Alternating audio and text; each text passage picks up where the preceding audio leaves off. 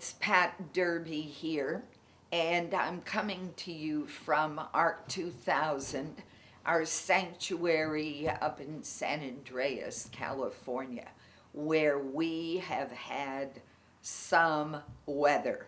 We've had rainstorm after rainstorm after rainstorm, and actually that sort of postponed Maggie's big introduction out in the big habitat with the other elephants.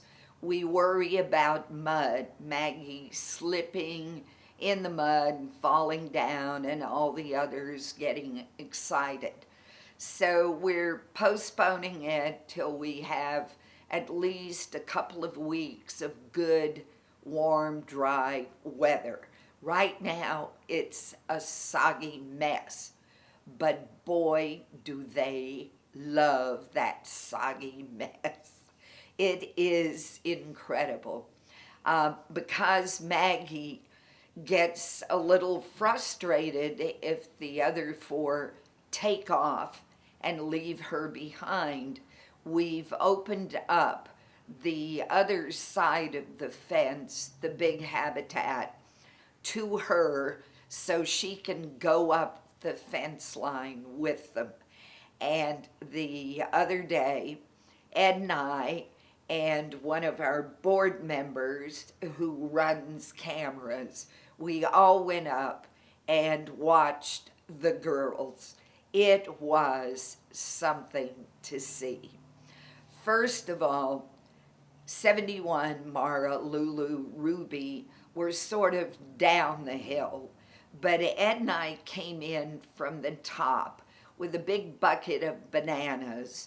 We had opened the upper gate for Maggie, and Maggie came streaking up that hill.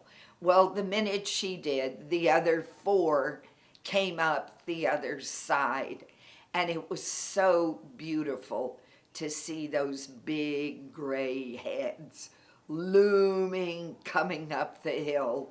And suddenly there were 5 elephants there, and the greeting was earth-shattering. You can't imagine the sound. The trumpets and the squeaks and all of the rumbles, these big, deep rumbles. And suddenly Maggie, who has quite a voice, Maggie's got a mouth on her. This huge roar out of Maggie. It was really wonderful to see. This is what they do in the wild, and it was so great to see it in our group of girls.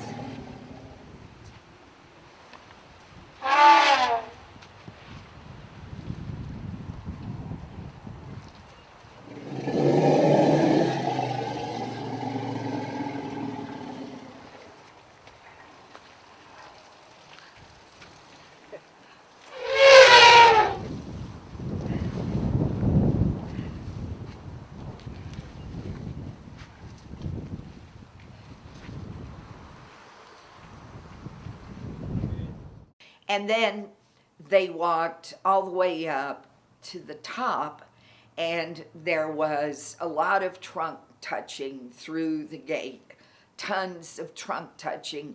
Then everybody said, okay, we've done that. The others started eating branches, pulling pine out of a tree, and Maggie went exploring. It was really funny. She walked around, discovered the brush pile. Then she was quite cocky because the brush pile was on her side, not on theirs. So while they're all watching her, she's in the brush pile, eating it, pushing it, her little face peering over, little eyes looking out. It was so beautiful to see her up on the mountain in the middle of a brush pile. Spent quite a bit of time in that brush pile, eating some of the scrub oak. Then she took off, and Maggie walked back down the hill into her favorite spot of this big, beautiful, soft dirt.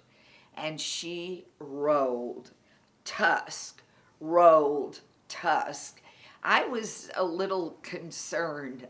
I always worry when she's down like that if she's gonna get back up, and it was kind of on a slope, and it was troublesome. She was nimble. She rolled, tusk, got her head down, put her trunk down, manipulated her back legs, and scrambled up. No problem. Then she came back over to the other elephants. More trunks touching, trunks in the mouth.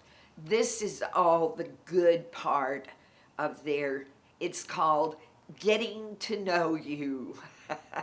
I wish I could sing, I would sing that song, but it was really touching to see them, and they are all over her when she comes up.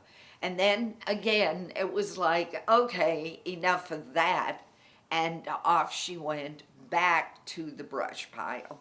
This time she found scrub oak, and she was really eating scrub oak. And Maggie also has been grazing more than our girls do. She loves that new grass. 71, Mara, Lulu, Ruby, they're waiting for the big tall stuff that you grab in big huge clumps. But Maggie likes just picking at the little grass and eating little bits of wood, and now she's discovered the scrub oak. At one point, she had a big bit of scrub oak in her mouth. She walked back over to see the other girls, dropped her scrub oak, and poor Ruby was reaching, trying to get it. And I picked it up and gave it to Ruby. After all, she's an old girl. She needs a little help. And that entire day, it was wonderful because Ruby loves to put stuff on her back. Ruby had a tree and 4 rocks on her back.